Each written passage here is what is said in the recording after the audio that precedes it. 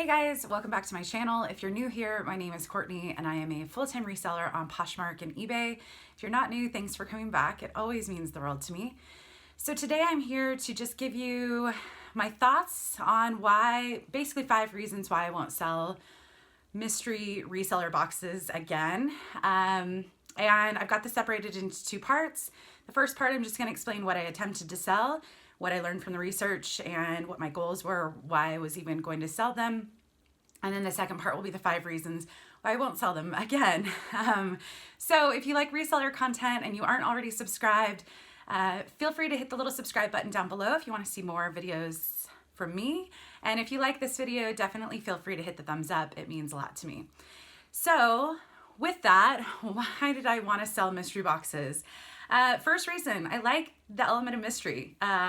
So if you haven't seen a number of my videos early on were around ThredUp mystery boxes or ThredUp, not reject, rescue boxes. And although some of them were a bust, I think overall it was fun. It was a great way to learn about new brands, get stuff sent to my house, etc., etc. But I also have watched a lot of videos on other reseller boxes and felt like people want these and want them to be successful, and some people are very successful with them. But I thought maybe I could do better or do as good as some of the people that were successful with them were doing. So I also was starting to receive a number of comments, I still do, or questions in my messages or in the comments below around if I sell them. And I think that the main reason I wanted to sell them was I was leaving the bins every time I would go with a lot of stuff that I was throwing back because it was less than $25 in value, but they were trendy, they were cute, it was Free People, it was Anthro, it was a lot of brands that I feel like a lot of people like to get and maybe have a hard time getting in their areas. And so with that, I sold 2 customized mystery boxes and I sold 2 out of 5 that I actually offered on Poshmark. I do not have any available. I won't be selling them. And again, I'll tell you why at the end of this video.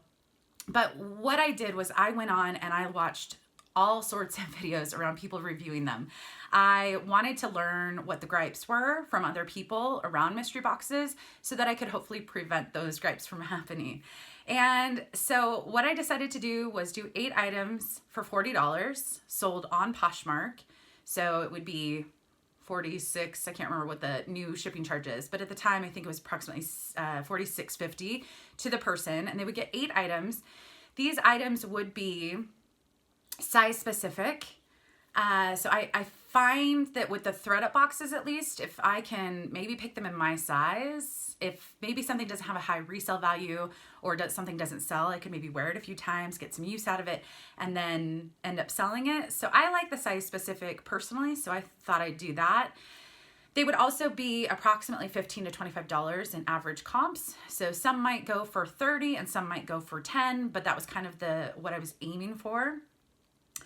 And that they would be sourced specifically for these boxes. So I think one of the things I hear a lot from people in the comments around mystery box videos is that they feel like it's an opportunity for resellers to pass off their bad buys to someone else. And I definitely didn't want to give that impression. So I was actually picking up things to put in these boxes and they were never going to be listed in my own closet. However, keep in mind, everything I didn't sell that I picked up, I have listed in my own closet, and I'm just very limited on time and how much I can pick up at the bins when I go. The last component that I tried to do was I felt like there was a lot of disappointment around brands when I would watch videos. And so I wanted to, instead of taking photos of everything, because that's actually very time consuming, as we all know, steaming and all of that stuff, I wanted to at least take a picture of all the labels. I see this often on Instagram, and I thought if I at least shared the labels, you could see that it would be Zara and Free People and Anthro and, maybe some mall brands like Gap or Banana Republic. And so when you open the box, there'd still be the mystery element of what it is, but it wouldn't be disappointment around the brands, hopefully. So, with that, I think I originally started it that I was going to offer customized boxes. So send me an email and I'll customize a box for you based off of what you're looking for.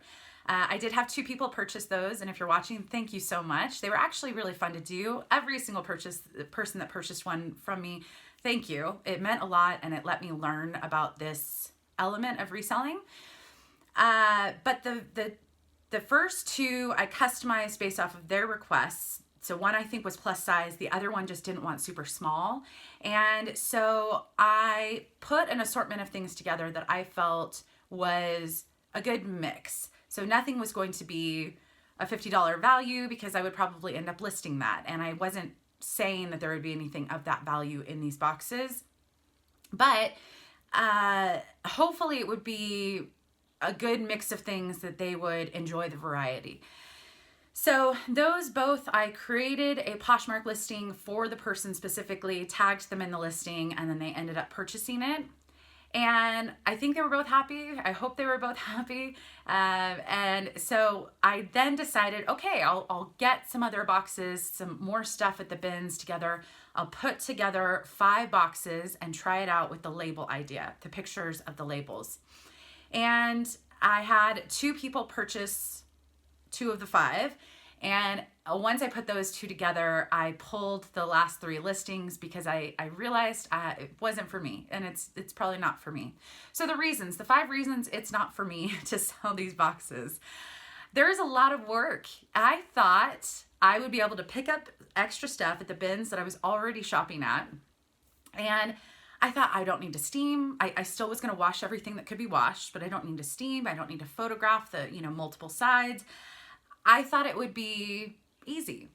And what I learned was there wasn't. It was very time consuming on just being able to, because I was doing size specific, because I was trying to find an assortment with those comps, it took a lot more time than I expected. So I did wash. I had to look for damage. I was trying to get the assortment of the same size. I was answering questions or the customer service part of it, and the packaging it up. I still wanted to make sure I was doing a good job of sending it out in a way I would want to receive it. So with that, the 8 items on average, bins items for me cost $1.50 per item. And so that means it was costing me $12 in the cost of goods to sell it for $40. After the $8 fee for Poshmark is removed, I would get $32, which means I'm left with a $20 profit. I would much rather find an item, take photos, wash, steam, take photos, and store an item to get that $20 versus all of the work that went into putting these boxes together. The second reason I didn't enjoy it was super stressful for me. Even though I was doing my best on trying to find a good assortment and trying to disclose all the information that I would want to know, I was trying to be size specific, I still felt like there were going to be problems and unhappy people, and that stress just kind of ate away at me. And so that's definitely not what I'm aiming for in reselling, is extra or added stress that kind of came with this. The third reason was that I was so worried that they were going to find a flaw that I missed. And here's an example. When I went to go list the rest of the items from the 3 boxes that didn't sell, but it was stuff that I had purchased for these boxes, there was a really cute silk Banana Republic tank. I thought it was beautiful. It was blue. And I should have it here right now, but I don't. It was blue print. It was perfect for spring and summer. It was something I would wear if it were my size. And when I went to go take photos of it, I noticed there was a really faint stain. This was in a box that was about to be sent out. And until I got it under the lighting and taking photos, I didn't catch it, even though I tried my best. So that flaw element is a factor, and I think it's easy to miss because I find a lot of flaws when I'm doing the individual photos, and that's probably not happening for mystery boxes. The fourth reason was that I was worried that it would be shared on social media. So I am trying to build a small little brand, and I would like it to be a positive brand. And I feel like a lot of videos I watched, not everyone's going to be perfect. And I would assume that people would take into account that not every review is going to be perfect, but if it's kind of balanced out, maybe the person just kind of had a few misses. But I was definitely worried that if someone purchased it, maybe secretly, or even I knew that they were purchasing it and possibly going to do a review, I was worried because I feel like fair reviews are part of doing business. I like reading Yelp reviews, the good, the bad, the ugly. And that is a part of business, is that people can leave not so great reviews about your business, but this was kind of just not a way I wanted my brand to be reviewed. So that worry, again, just added stress. And then the fifth reason that I decided it's not for me is there's a lot of competition, and I think there's some amazing reseller boxes out there. I'm not going to share any because I have only purchased one, and it wasn't the greatest, or it wasn't terrible, but just it isn't one that I would recommend. I do have some friends on social media that I think everything I see about their boxes are great.